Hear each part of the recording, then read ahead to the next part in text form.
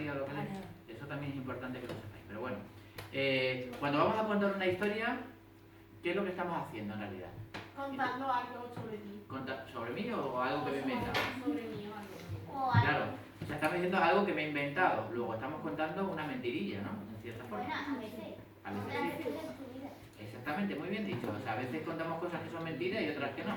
Pero las cosas que son de nuestra vida, ¿qué pasa? Que tenemos que hacerlas que sean creíbles, ¿no? Porque si nos inventamos una cosa que no es creíble, no convencemos al otro para que nos siga la atención, ¿no?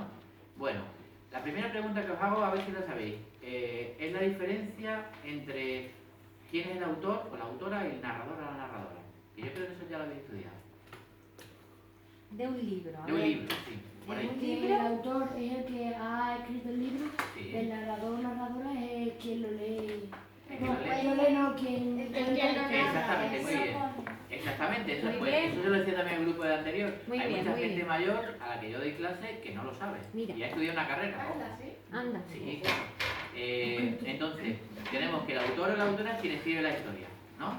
Y ese autor piensa que la va a contar. Por ejemplo, yo puedo pensar que voy a escribir una historia protagonizada por una niña, pero yo no tengo por qué ser la niña, y que esa niña cuenta la historia, ¿no? Yo no, evidentemente yo no soy una niña, pero en mi cabeza yo me imagino a esa niña contando la historia. O puedo contarlo de muchas maneras. Luego tenemos la primera cosa que nos interesa. Narrador y autor. Eso está claro, ¿no? ¿Sí o no? ¿Alguien tiene Sí, chicos. La pregunta que... ¿Cómo te llamas tú? Paola. ¿En qué momento un narrador y el autor es lo mismo? ¿En qué historia? ¿En qué tipo de historia? ¿Cuándo lo que cuenta Cuando el es narrador? de tu vida. Exactamente, cuando estamos hablando de nuestra propia vida, que se llama autobiografía, ¿no? Eso lo sabéis. Bueno, o una narración en primera persona, pero que es real, ahí coincide el narrador y el autor, ¿no? Porque pues, el que lo cuenta y el que lo ha escrito es la misma persona, ¿sí o no? Vale, pues vamos avanzando. ¿Qué más cosas se necesita para contar una historia? Tenemos el autor, ese autor ha pensado un narrador, pero bueno, un momentillo, antes de seguir adelante, ese tipo de narrador puede ser de muchas formas, ¿no? Porque puede contarlo como... De que sea mentira. Bueno, eso puede ser mentira o que sea verdad, vale.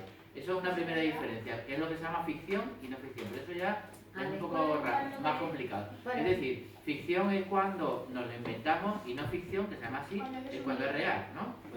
Real. O de otra persona. Si yo, por ejemplo, escribo la vida sobre, yo qué sé, sobre un jugador de baloncesto, por ahí estoy hablando de algo que es real. Pero no, si eso no es ficción, eso sería no ficción, ¿no? Que no está, no me lo he inventado, ¿no? Vale. No, pero decía, el que cuenta la historia, que hemos dicho que se llama narrador, y eso es un momento muy importante, lo puede contar de muchas maneras. A ver, por aquí. Sí, por ahí. Primera, segunda y tercera. No, pues, sí, segunda, tercera. Vaya nivel que hay aquí. Estaba yo sorprendido, lo digo en serio, ¿eh? Y el narrador en primera persona, ¿qué sería? Porque lo estaba contando como si él estuviese en la historia. Como si él estuviese... Muy bien, esa palabra es la importante, dentro. Es decir, en la narración en primera persona, el narrador es un personaje. Y eso es muy importante, ¿no? Porque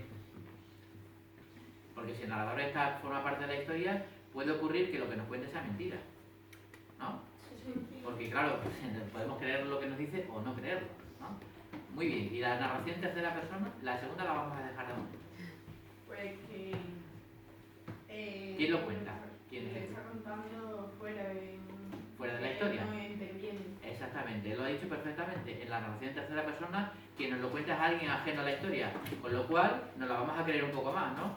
Porque no va a ser algo... Imaginaos una historia de un accidente de coche, entre dos coches que se chocan en un cruce, ¿no?